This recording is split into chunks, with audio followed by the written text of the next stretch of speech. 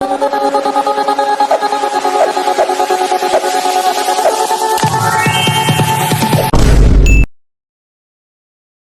Hello viewers, welcome back to our channel. நான் உங்கள் PK வந்தாச்சு.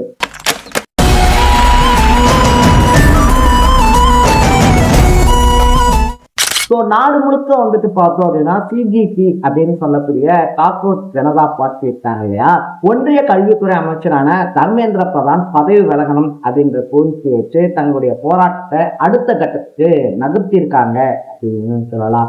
ஸோ உச்ச நீதிமன்ற நீதிபதி ஒருத்தர் வந்துட்டு பார்த்தோம் அப்படின்னா இன்னைக்கு இருக்கக்கூடிய இளைஞர்கள்லாம் கரப்பாம்பூச்சி மாறி அப்படின்னு சொல்லி சொன்னதுக்கு அப்புறமா இன்டர்நெட்ல ஒரு ரொம்ப பெரிய விவாதம் அப்படின்றது எழுதி சிஜேபி அப்படின்னு சொல்லக்கூடிய காக்ரோச் ஜனதா பார்ட்டியும் உருவாயிருந்துச்சு அப்படின்னு தான் சொல்லணும். ஸோ அந்த பார்ட்டி வச்ச முதன்மையான கோரிக்கையே என்னவா இருந்துச்சு அப்படின்னு சொல்லி பார்த்தோம்னா, இந்த நீட் வினாத்தாள் இருக்கு இல்லையா, அந்த நீட் வினாத்தாள் வந்துட்டு லீக் ஆனதுனால பல இளைஞர்கள் பல குழந்தைகள் வந்துட்டு தங்களுடைய வாழ்க்கையை இழந்திருக்காங்க. ஒரு சிலர் வந்துட்டு தங்களுடைய உயிரையே விட்டுருக்காங்க.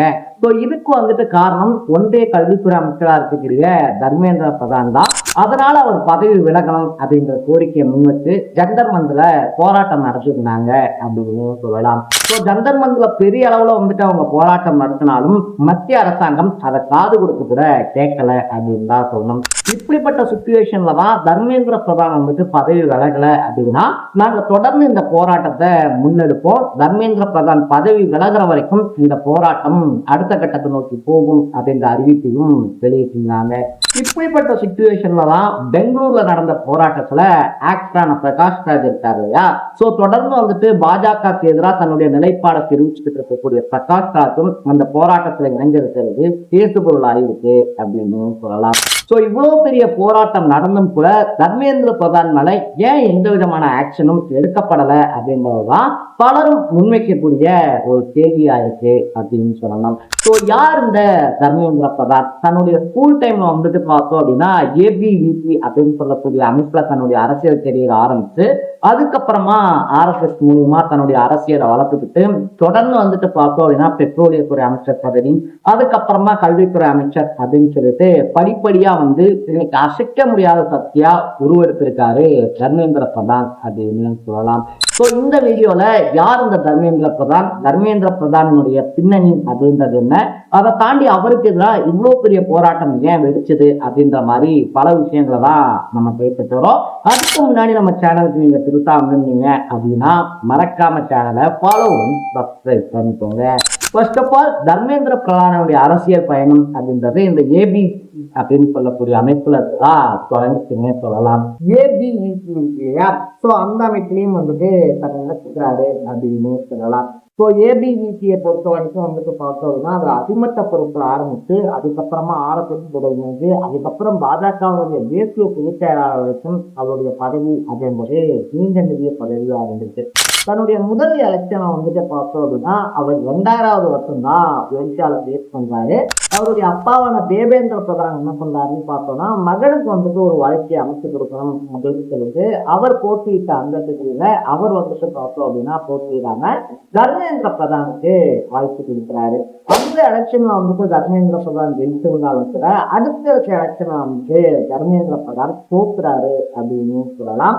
என்னதான் தோத்தாலும் கட்சி வேலையை வந்துட்டு பார்த்தோம் அப்படின்னா நிஜா பிரிவோட வந்துட்டு ரொம்ப சீரியஸா எடுத்து பண்ணதுனால அவரை வந்துட்டு மத்திய பிரதேசம் பீகார்ல இருந்தெல்லாம் ராஜ்யசபா எம்பியா தொடர்ந்து அவருக்கான வாய்ப்புகளை பாஜக ஏற்படுத்தி கொடுத்துருக்காரு அப்படின்னு தான். ஸோ அப்படி ஜெயிச்சு வந்தவர் வந்துட்டு 2014 பிஜேபியினுடைய கவர்மெண்ட் இருக்கு இல்லையா, பிஜேபியினுடைய கவர்மெண்ட் ஆட்சிக்கு வராங்க. அப்படி ஆட்சிக்கு வந்ததுக்கு அப்புறமா அவர் ராஜ்யசபா எம்பி ஆக்குவதோட மட்டும் இல்லாம பெட்ரோலியத்துறை அமைச்சர் பதவியும் அவருக்கு கொடுக்கப்படுது. ஸோ அவரை பொறுத்த வரைக்கும் வந்துட்டு பார்த்தோம்னா இந்த உஜ்வாலா திட்டம் இருக்கு இல்லையா, ஸோ அந்த உஜ்வாலா திட்டத்தின் மூலமா கிட்டத்தட்ட பல ஏழ்மை குடும்பங்களுக்கு வந்துட்டு இந்த சிலிண்டர் இணைப்பு அப்படின்றத வாங்கி கொடுத்ததுனால ஒரு ரொம்ப பெரிய நம்பிக்கை அந்த மாநிலத்துல ஒடிசா மாநிலத்துல சம்பாதிக்கிறாரு. அந்த திட்டத்தை ரொம்ப சூப்பரா செயல்படுத்தினதுனால மோடி கிட்ட இருந்தும் ரொம்ப ஒரு நெருக்கமான பிணைப்பு அப்படின்றது கிடைக்குது. அந்த டைம்ல வந்துட்டு அவர் ஒர்க் பண்ணிக்கிட்டு இருக்கும் போதே அப்ப கல்வித்துறை அமைச்சரா இருந்தவருக்கு வந்துட்டு பார்த்தோம் அப்படின்னா கொரோனா தொற்று அப்படின்றது ஏற்படுது. அதனால வந்துட்டு தர்மேந்திர பிரதானுக்கு கல்வி அமைச்சர் பதவி அப்படின்றது கிடைச்சிடுது. என்னதான் வந்துட்டு பார்த்தோம் அப்படின்னா அமைச்சர் பதவியை கவனிக்க ஆளுங்கன்னு சொல்லி அவருக்கு கொடுக்கப்பட்டிருந்தாலும் அதுக்கு அடுத்த எலெக்ஷன்ல ஜெயிச்சதுக்கு அப்புறமா மறுபடியும் தர்மேந்திர பிரதானுக்கு அந்த பதவி திருக்கப்படுது, கல்வித்துறை அமைச்சர் ஆகிறாரு அப்படின்னு சொல்லலாம்.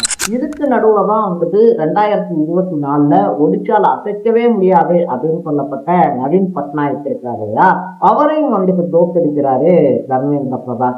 அவரை தோற்கடிச்ச தர்மேந்திர பிரதானுக்கு ரொம்ப பெரிய பங்கு இருக்கிறதுனால பாஜக அவரை ரொம்ப பெரிய அளவுல கொண்டாடவும் செஞ்சிருக்கு அப்படின்னு சொல்லலாம். அதை தாண்டி வந்துட்டு பார்த்தோம் அப்படின்னா பாஜகவினுடைய கொள்கைகளை வந்துட்டு பாட புத்தகத்துல கொண்டு வந்துடணும் அப்படின்றது பாஜகவினுடைய ஆசையாவே சொல்லிட்டு இருக்கும் போது அதை செயல்படுத்துறதுலையும் தர்மேந்திர பிரதான் முழு மூச்ச இறங்கிட்டாரு அப்படின்னு சொல்லலாம். ஸோ பிஎம் ஸ்ரீ மாதிரியான ஸ்கீம்ஸை வச்சு மாநிலங்களுக்கு இடையில வந்து பிரச்சனை பண்றது, அதை தாண்டி வந்துட்டு பார்த்தோம் அப்படின்னா நாடாளுமன்றத்துலேயே சென்ட்ரல் கவர்மெண்ட் தான் எல்லாமே அப்படின்ற மாதிரி பேசுறது அப்படின்னு சொல்லி தொடர்ந்து பல சர்ச்சைகள் அவர் சிக்கினாலும் கூட சென்ட்ரல் கவர்மெண்ட்ல இருந்து அவர் மேல ஒரு சின்ன ஆக்ஷன்ஸ் கூட எடுக்கப்பட்டதில்லை அப்படின்னு சொல்லலாம்.